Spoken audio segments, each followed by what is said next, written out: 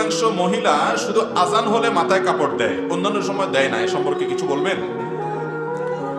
আজান হলে মাথায় কাপড় দেওয়া এটা কোনো জরুরি বিষয় না, অথচ সে ওই জায়গাতে দিচ্ছে, আবার যেখানে দেওয়া দরকার ওখানে দিচ্ছে না। এই হলো আমাদের অবস্থা। আজানের সময় মাথা কাপড় দেওয়ার কোনো নির্দেশ কোরআন হাদিসে দেওয়া হয় নাই। যদি আপনি বাসা বাড়িতে থাকেন, আপনার নিজের ঘরে থাকেন, যেখানে পরপুরুষের দৃষ্টি পড়তেছে না, সেখানে আপনার মাথার কাপড় না থাকলেও অসুবিধা নেই। আজান অবস্থায়ও যদি মাথায় কাপড় না দেন তাতেও কোনো সমস্যা নেই। আজানের সাথে মাথা কাপড় দেওয়ার কোনো সম্পর্ক নাই। কিন্তু পরপুরুষের দৃষ্টিতে আপনি পড়েন, বাহিরে গেছেন, তখন আপনাকে পর্দা মেইনটেইন করতে হবে, আপনার সৌন্দর্যকে অপ্রকাশিত করতে হবে।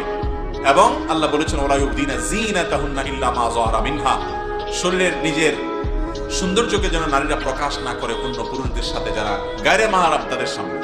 অতএব মাথায় কাপড় দেওয়ার সম্পর্ক হলো আপনি গায়রে মাহরামের সামনে আছেন, তখন আপনি মাথায় কাপড় দিবেন, সৌন্দর্যকে আপনি ঢাকবেন, পর্দা করবেন। আর গায়রে মাহরাম নাই, বাসা বাড়িতে নিজের মাহরামরা আছেন, সেখানে মাথায় কাপড় না দিলেও সমস্যা নেই। আমাদের দেশে অনেক জায়গায় মাথা কাপড় দেওয়ার জন্য মহিলারা বলে, মহিলাদেরকে বলা হয় যত রকমের ভুল ফতোয়া আছে এগুলা সবগুলা মহিলাদের উপরে বেশি জারি করি আমরা, ঠিক না বেঠিক? বলো যে গোসল ফরজ হলে বাচ্চাকে দুধ খাওয়ানো যাবে না, গোসল ফরজ হলে বেশি সময় শুয়ে থাকা যাবে না, ছেলেটা ঠিকই শুয়ে থাকে। বলে রান্না বাড়া করা যাবে না, যত ফতোয়া আছে সব কার উপরে?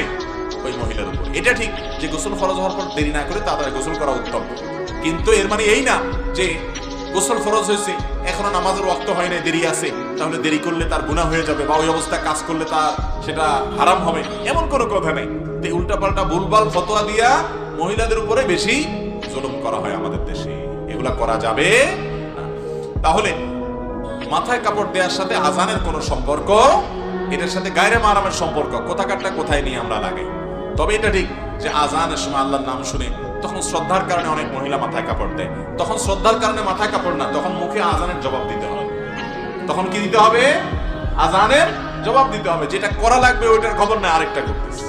আল্লাহ আমাদের সবাইকে হেদায়েত দান।